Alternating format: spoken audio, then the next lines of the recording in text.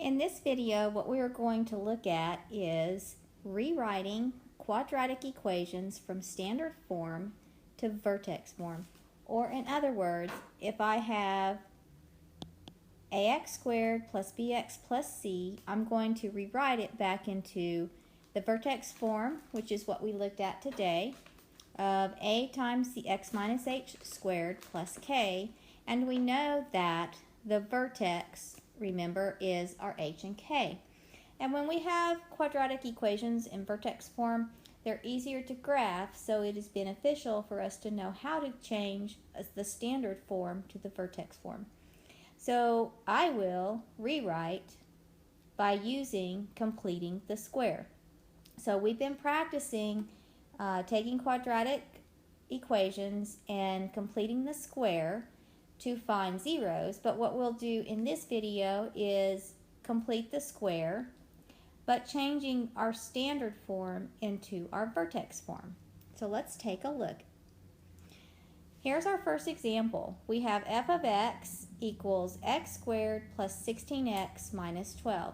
Now I want to point out that in this case, we do not have two sides of the equation. If you look at this side, all we have is the f of x. Okay? So we are only going to be working on one side of our equation.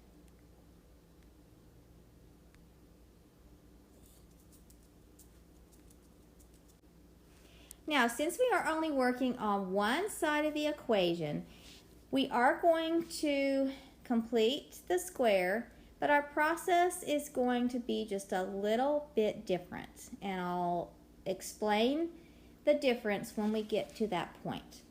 All right, so here we have an x squared plus 16x minus 12. I still want to isolate my x terms, so I'm going to do that. So I have x squared plus my 16x plus my completion. We're going to find that. Now, I'm going to put that in parentheses because I'm going to separate that from my c. Now, since I do not have another side to put this on, I'm just going to leave it on the same side. So when I do that, what that means is the completion that I'm adding here means I have to subtract it here. And that's the difference in finding the vertex form, since we're staying on one side. So again, let me restate, when I'm adding here, I have to subtract here. That way I keep my equation balanced. All right, so now we're just going to complete our process here. Our 16x, we're going to divide that by 2, which would give us 8. And that will be plus, and we're going to bring down the x. So we're going to have x plus 8 squared here. Now, when we square the 8, we get a 64. So that is our completion. So we're going to put that in our box. Now, we have the x plus 8 squared minus 12 minus 64. Now if I take my like terms of negative 12 and negative 64, I get a negative 76. So I'm going to do my x plus 8 squared, combine my numbers here, and I get minus 76.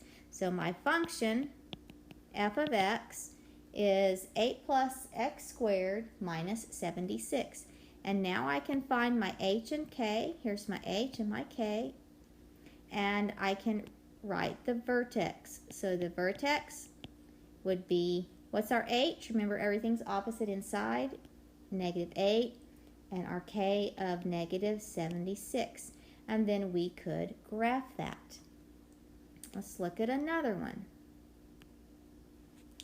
We have f of x equal to x squared plus 24x plus 145. All right, so we're going to use our completing the square process to change this standard form into vertex. So we'll isolate again. So I have x squared plus my 24x plus my completion And I'm going to kind of just put that to the side. In parentheses, and then I still have my plus 145. I'm not going to move it to the other side because we don't have the other side. And now I'm going to subtract my completion out. Again, what am I doing? Since I'm adding it in, I have to take it out, so I keep my equation the same. So let's do our process. Let's complete the square here. So we'll divide our 24 by 2, which would give us 12, so that is our B. That will be plus and bring down our x. So we have x plus 12 squared. The number that we use to complete, when we square that 12 squared gives us 144. So now we've got the x plus 12 squared plus 145 minus 144. Let's rewrite that. Well, 145 minus 144, all of that gives us nothing but a 1. And there we have it. We've changed it to vertex form. So we have, for our h and k, our vertex, our h is negative 12 and our k is 1. Now we're going to take a look at an example of our a having a value of a number other than 1. So as before, it required an extra step. In this case, it will require an extra step as well. However, the process will still be the same. So I'm still going to split my x terms off here, and I'm also going to divide out the 3, okay, from these two only. So in that case, I would factor out my 3.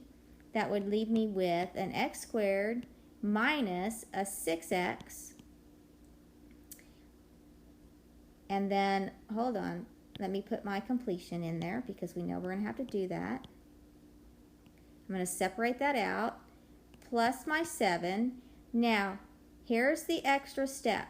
Since I factored out that 3, I'm going to have to, when I add my number back in, I'm going to have to multiply it also by the 3. So that's your extra step. So now let's complete the square. We're going to divide our 6 by 2. That would give us a 3. So we have minus 3 this time and bring down our x. Also, don't forget the 3 that you factored out. You know what that is. That's your a. Plus our 7. Now, let's get our completion here. 6 divided by 2 is 3. 3 squared is 9. So let's put our completion in there for both our little boxes here. Now,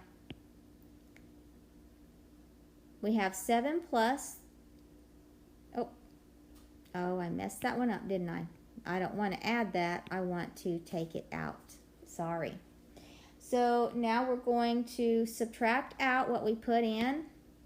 Since I messed up here, remember we added it in, so we have to take it out. So minus a 3 times 9, which is 27.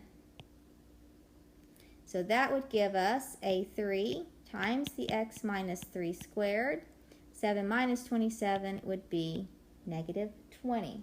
And there it is. So we have our h and k. Our h in this case will be positive 3, and our h would be negative 20. I'm going to show you one more.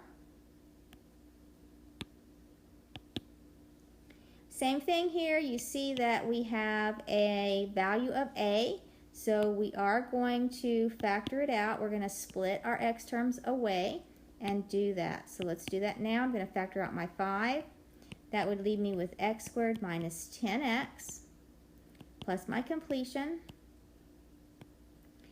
plus my 128 minus, now with my completion, I have to include that 5 that I factored out and put that back in. And let's do our process. So 10 divided by 2 leaves me with 5. In this case, it is also negative 5. Bring down my x. And don't forget your 5 that you factored out. 5 squared would give us 25. So that is our completion. So we'll put that in our boxes. Now we're going to have plus 128 minus 5 times 25. 5 times 25 is 125. So that would give us 5 times x minus 5 squared plus 128 minus 125. That just becomes a 3. So that would give us a vertex at positive 5 and positive 3. And you see then when it's in this form, then we can graph them or transform them just like we did on in class today and on our homework.